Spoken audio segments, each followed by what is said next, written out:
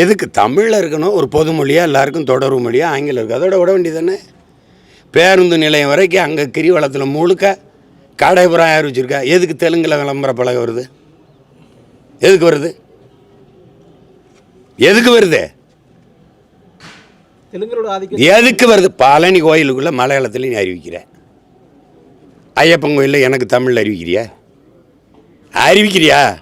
அப்புறம் தமிழிலும்ங்கிற இது ஓநாடா? நான் கெஞ்சி யாசகம் கேட்குறேன், நான் உன்ட்ட பிச்சை கேட்குறேன்னா.